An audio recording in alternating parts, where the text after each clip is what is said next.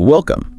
Today, we're going to share some really unsettling stories, unexplained encounters people have had in hotels, motels. Right, those places where you're supposed to feel safe, but sometimes, well... Exactly. These are true accounts, people finding themselves in these unexpectedly scary situations while traveling alone. You know that feeling, being somewhere new on your own. Oh yeah, it really amps up the vulnerability. You're away from home, unfamiliar territory. Anything weird feels 10 times worse. Totally. The idea is your room's your safe space, right? Yeah. So when that gets disrupted, it's deeply unsettling. So these stories we're sharing, they come from firsthand accounts on a YouTube channel, Horror Docs. Specifically a video called 3 Creepy True Alone at Hotel Horror Stories. Okay. And our plan today is just to recount these experiences. Focus on the weird circumstances, the stuff that never got answered, build that suspense. And it's often those unanswered questions that stick with you, isn't it? The what if. Definitely. So let's get into the first one. We're calling it the Highway Stalker. So picture this. Someone's on a work road trip, driving this long, empty highway, needs a place to stop. Finds this cheap hotel, really isolated. Like middle of nowhere isolated. Exactly. Just off the highway, old building, nothing else around for miles, just silence. Yeah, that kind of quiet can be unnerving on its own. Sets a mood. And get this, for 3 hours before reaching the hotel, another car was following them on this totally empty highway. Whoa. Okay, that's not a coincidence. Not for 3 hours. Right. Hard to explain away. It feels really deliberate. Definitely unsettling. So the traveler pulls into the hotel lot, and guess what? The same car pulls in moments later, parks right across the lot. Oh, come on. That's blatant. Alarm bells must have been screaming. You'd think. And the hotel, right, it looked old, but it used key cards. But the traveler's card took multiple tries to work, just adding to the stress, that delay getting inside. That little thing, a faulty key card, it suddenly feels huge when you're already on edge. Like the place itself isn't secure. Yeah. So they finally get in the room, try to settle down, shake off that creepy drive. Yeah. But then pretty quickly, a knock at the door. Oh no. They look through the people. There's a man there, someone they don't recognize, definitely doesn't look like staff. Okay. Smart move, they don't answer. And the guy, he doesn't knock again, just gone. But who was he? What did he want? Good call not opening it. Especially then. Gut instinct. Totally. So later that night, the traveler's asleep. Suddenly, they wake up. There's this beeping sound. Beeping. Yeah, it takes a second, but they realize it's their key card reader on their door. Someone's trying the lock. Yes. And then right after the beeping stops, they hear footsteps sprinting down the hallway, away from their door. Oh, wow. Okay, that's terrifying. Someone was right there trying to get in and then booked it. Yeah, they bolt up, open the door, but whoever it was is gone. But the front desk woman, she's there, down the hall. She saw it. She saw the person. She saw a man run out to the parking lot. And the traveler looks and sees that same car, the one that followed them, speeding away. Yeah. Oh my God. So it was the same person. The follower, the knocker, the lock trier. It all lines up. A deliberate targeting. That's incredibly disturbing. And here's another layer. The front desk woman, she said the man had just come inside the hotel, walked down the hall like maybe he had a room, then immediately turned around and sprinted out. So he came in, went straight for their door, tried the lock, failed, and ran. Seems like it. Yeah. And the traveler remembers their key card acting weird earlier, took multiple tries. Right. So the fear becomes, did this guy have a universal key card? Or was he close to getting theirs to work somehow? How did he know which room? That idea of a master key card, fake ones exist, apparently. It just opens up this whole other level of vulnerability you don't even think about. Exactly. And the police couldn't do much, never found the guy. The traveler looked into it themselves, found stuff online about fake universal keys. Just made it all worse. Wow. Understandably, they were totally freaked out, said they wouldn't stay in hotels for a long, long time after that. And you're just left wondering, what was he planning? Yeah, the lack of closure, not knowing the motive, that's what makes it stick with you. Yeah. Was it random? Was it planned? Just chilling. Okay, let's move to story number 2. This one's called The Missing Guest. All right.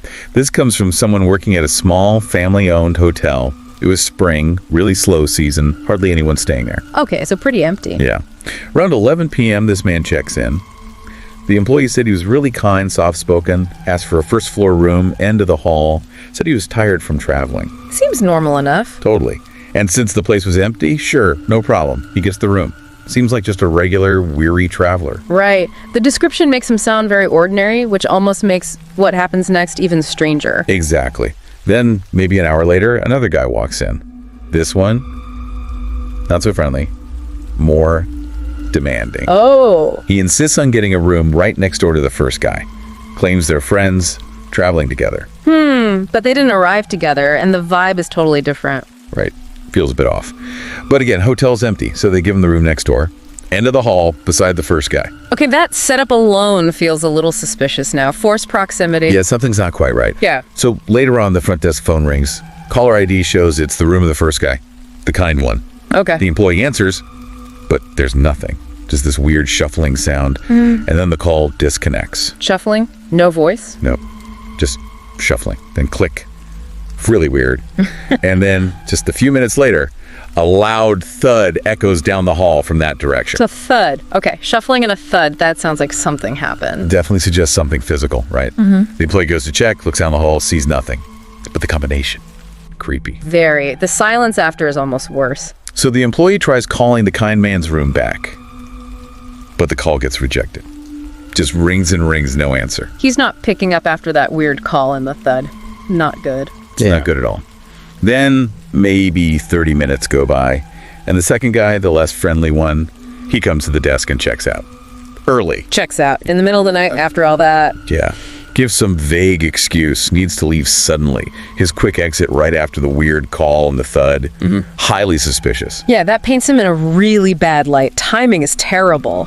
The employees said they felt uneasy, but, nothing concrete happened that they saw. But the real shocker comes days later. What? They realize the first guy, the kind one, he never actually checked out. Driver checked out. Nope. His suitcase, all his stuff, still in the room. Untouched. But he's gone.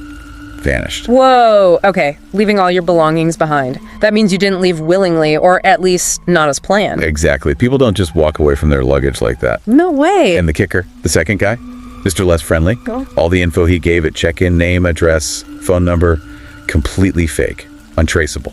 Of course. Wow. So he checks in under a fake name, insists on the room next door. Weird sounds happen. The first guy won't answer. Second guy bolts. First guy is gone, but his stuff isn't. Pretty much sums it up. Yeah. The employee suspects foul play, obviously, but how did the guy disappear? No signs of struggle, nothing, just Right. gone. Both men, technically, are still missing. That is genuinely chilling. The second guy is clearly involved, but the how, it's baffling. No forced entry, belongings left. It's a complete mystery, a really disturbing one. Okay, our last story for today, the door testers. Door testers, okay. This person was moving across the country. Long drive, stops for the night at this motel, sounds really run down, super isolated. Another isolated spot seems to be a theme. Yeah, like deep in the woods off the highway. And crucially, not a single other car in the parking lot. Empty. Okay, so they're literally the only guest. That level of isolation. Wow. The room itself is apparently pretty gross, unclean. Traveler just wants to crash. But before they even turn the light off, they hear something outside. What now? Door handles shaking down the hall, starting a few doors away, getting closer. Someone is trying every single door. Oh, that's bold and incredibly creepy. Systematically checking handles. Yeah. They try the traveler's door too, then move on. Can you imagine? Lying there, hearing that jiggle, knowing you're the only one there. That's terrifying. Instantly puts you on high alert. What are they looking for? An unlocked door or just seeing who's where? Who knows? But it freaked the traveler out, understandably. Then a little later, bang, someone is pounding hard on their door. Pounding now, not just testing. Loud pounding. And the door.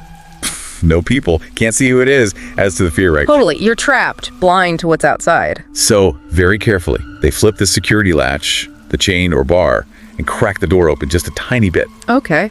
There's an older man standing there, grim face, looks unfriendly, and he aggressively asks, "Did you pay for this room? This is my room." His room. But the place is empty. That makes no sense. Red flag city. Major red flags. The aggression, the bogus claim, which is clearly not right. Definitely sounds like a pretext for something else. Then the man demands the traveler come down to the service counter with him to sort it out. Nope. No way. Not leaving the room. Smart thinking. Traveler refuses, starts to push the door closed, and that's when it escalates. Fast. Happened. The man slams his body against the door, trying to force it open, and then another man appears, holding some kind of tool, and he starts trying to pry the latch off the door from the outside. 2 of them. And one has a tool to break in. This is way beyond a misunderstanding. This is an attack. Absolutely. Full-on assault. There's a struggle at the door. The tool gets knocked out of the second guy's hand, falls down. Okay, a fumble. Yeah, and for just a second, both men look down at the tool. In that instant, the traveler slams the door shut, throws the lock, secures the latch. Yes. Quick thinking. Use that moment. Totally. They hear more banging on the door for a bit, then footsteps retreating down the hall. Traveler immediately calls 911. Thank goodness. That could have gone so much worse. That quick reaction was key. For sure.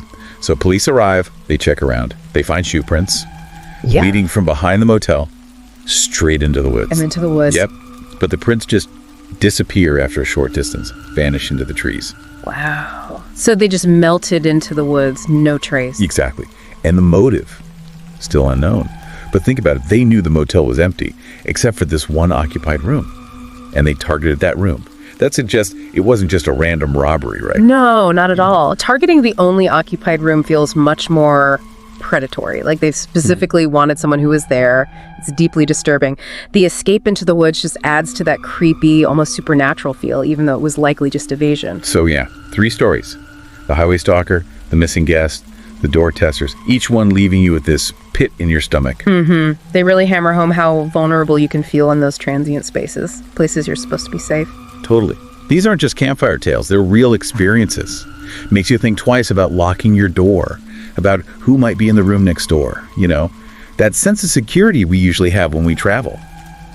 Maybe it's a bit fragile. It highlights that unpredictability, doesn't it? Hidden intentions, potential dangers where you least expect them. You start running through the what-ifs, right? How easily a normal trip, a normal night can just veer into something terrifying. Absolutely.